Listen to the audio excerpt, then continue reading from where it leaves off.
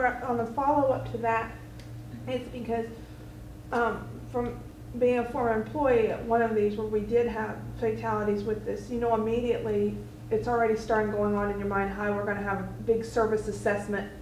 How did we do? What did we do? And you're running through all of these scenarios in your mind of what could I do better, not do better, and you don't sleep well. And then the follow-up to that is, you know, when you have a major accident in the FAA, they have employee resources, they have people that come and talk to that staff, that take people off staff and everything like that, and talk to you. And I think in the weather service, we don't do that well at all. We just don't do that. So you're left to your own devices to try to work your way back through that, get back on your shift, reset for potentially that next day that you're coming in, and you have another big outbreak day with that same thing, and you get into a hindcast, and it is very taxing mentally, and then that in turn with sick leave. And so I'd be interested if we could break it out with the fatality side of that. Yeah, well, that's the area I want to look at. You know, that knowing the caveats of the fatality casualty database is probably another can of worms, but worth. Yeah, Brad? You showed some statistics showing the customer survey as a big factor in terms of defining your culture index. What about some of the factors that our users perceive in terms of the service that you're providing?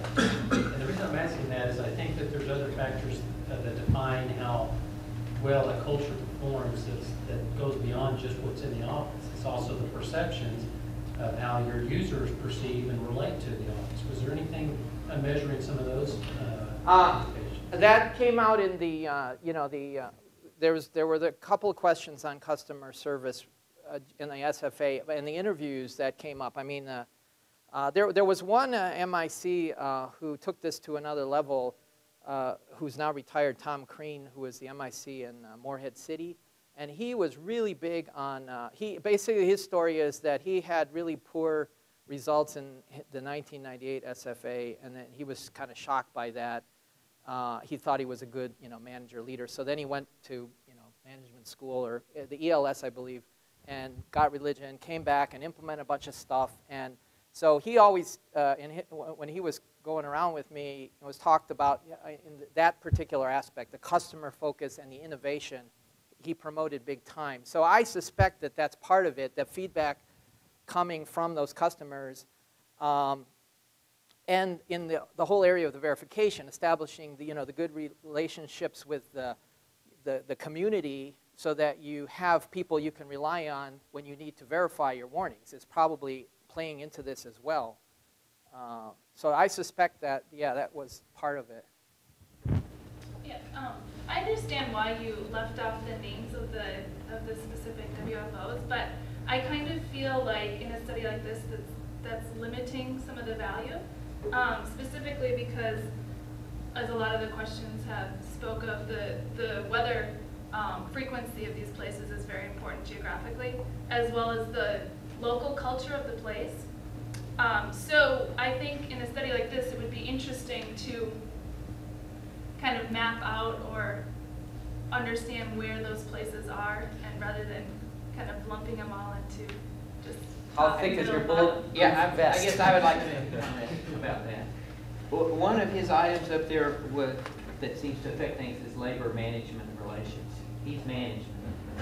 And so you have to think about that when you say, yes, there's some value, but there's also could be some risk and some negative side to it. So you have to Right. I mean, early on, I got you know, good criticism, and this was valid. That when I think the first couple times I gave this talk, I actually had the top 10. I had the offices. At least I had the top 10 up there, and that was not fair or justified because this is only one piece of the puzzle, and it's always this huge tendency to people to glom onto, oh, you know, I'm in an unhealthy office. My manager is bad, you know, or my manager is good, or whatever, and that's not the outcome we want to have here. I mean, the hope is that some of these practices can be put in place somehow so that people can work on things to improve what goes on. But it's not easy. I think, again, going back to Gary Fine's book, he alludes to, you know, what Weather Service has tried to sort of fix Chicago and and hasn't been all that successful, sending different MICs in there, and so culture can be incredibly tough nut to crack. Let's put it that way. I mean, and depending on your own personal work experience, I'm sure you've worked in places where the culture was extremely, strong, or in other cases where it's more flexible and fluid. So, yeah. Well, there's a couple of things I wanted to make a remark on and see if maybe you do a little more elaboration. And they have to do with the two fundamental data sets that feed into all of this. And there's some issues with both of those that might lead to some skepticism about the whole thing. Number one, and this goes back to your idioculture thing, I think it would be a mistake to assume that verification is done the same everywhere, and there have been enough documented results of verification problems to suggest that that might not be a universally applied data set that you can look at across the entire country, number one. And number two, the SFA, both in the 1998 version and the 2003 version, was, I think, the experience at most places that I'm familiar with anyway, was a very confusing process. And there were all sorts of euphemisms for who were supervisors or what work groups were or how people were arranged or what the relationships about supervision, reporting, collaboration, etc.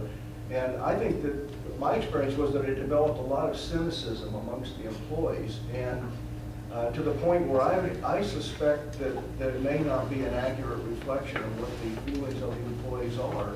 And so I would question, whether or not that's a valid data set to be even correlated. Although, let me say that I'm not questioning your methodology, and I imagine that your way of correlating the two data sets is probably fine. It's just that I wonder what we're really correlating and whether we can make the assumptions that there is causality in there. I guess I might wonder if you have better offices, if they were able to handle all of these SFA issues better than those that were the worst offices, and then you still might see the same result. And we did have this sort of independent piece, which is the sick leave thing. That sort of, I think, gave us a little bit of additional information that was not captured in the SFA directly. Now, this 54%, that we don't know. Verification, I mean, Travis was showing me the shave stuff that, Stellman's doing down, and showing, well, they used the shave data down and improved their verification statistics like that, So maybe verification is the other big, really dominant piece in this 54%.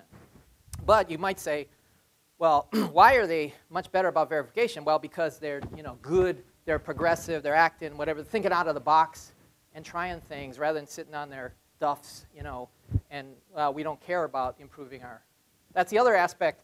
I think that it seems, as much as one would like to, gripe about obsessive consideration of these metrics and how that impacts, individual office decisions, and that's a problem, they do seem to have effect of some groups trying to improve. And, this Simmons-Sutter paper may suggest that that's a good thing overall, but those are valid points, Mike.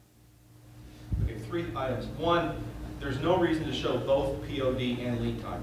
They're linear related to each other, and you get the lead time is. But in the end, you use CSI, which yeah, is POD and but you FAR. did show He doesn't POD even and show lead lead time. time. Only one of them is necessary. They're the same piece of information. 2, I really worry about the arrow of causality here.